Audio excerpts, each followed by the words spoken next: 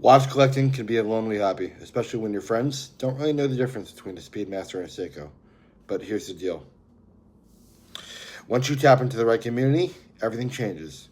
You start learning faster, discovering rare pieces, and making deals with trusted collectors instead of shady strangers.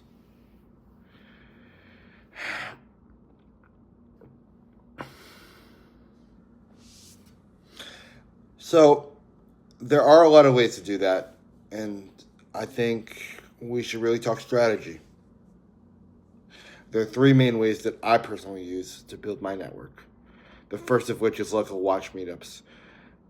Apps like meetup.com, where I actually have a Chronos and Coffee meetup where we meet with a lot of people in the New Jersey, New York area.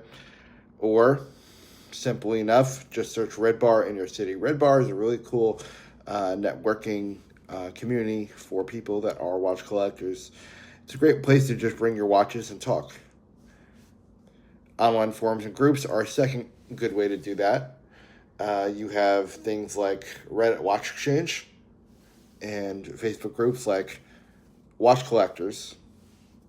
But the trick there is don't just lurk. It can be a little scary when you lurk. I would leave comments and ask questions. DM people, of course, respectfully, and pick their brain, talk about watch stuff. The third way is not a way that I personally use, but they do have different Discord. I'm not super familiar with Discord, but there are a lot of Discord communities. Instagram, great source. To me, it's not really just for wrist shots. You can use it to connect with different collectors and other hobbyists. Using hashtags like WristCheck or WatchFam, NYC Watch Club. That's a great community in the area that I live, and I think you'll find people pretty fast.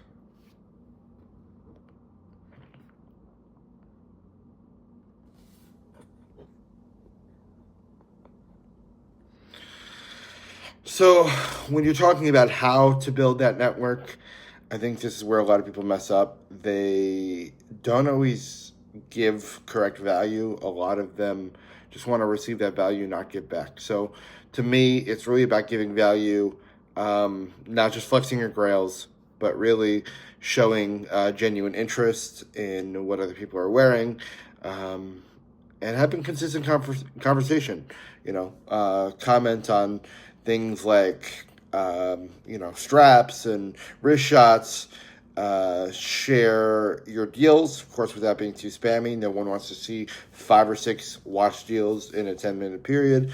And of course, offer that insight, on things like fakes and different brands and different models that you like. Of course, recommending along the way what you might be interested in, and I have no doubt that you will find somebody that connects with you on that level. I think over time people will notice and they'll start coming to you and see you as an expert on watches. My personal experience is, of course, I do always very well on Reddit, and Reddit I find really unique people that know watches a little bit more from the personal side of things. I think the groups are great as well. The groups are a little bit more focused on sales. So if you are somebody who wants to turn this into a career or a hobby, I think, getting yourself accustomed to these groups is a great way to go. But if you're just a collector, a group like Red Bar or Instagram is great. So that's kind of my experience when I first started. Really just selling watches on my kitchen table at my parents' house. I think if you take these steps, deals will get easier, and you'll make friends. And then also, if you want to get into the business, that's a great way to get started. So, again, if you're tired of being a solo collector, I would stop waiting and really try to find your tribe. Try to build your network and see how far this watch collecting hobby can take you. It doesn't only open doors in watches. Some of the people that I work with are investors and art collectors and, really unique people who collect watches on the side and have really interesting personal and social lives. Again, please DM us, Tailored_timepieces, or my personal, and Campanella3, and I would love to talk watches with you. I'll see you in the next one. Bye-bye.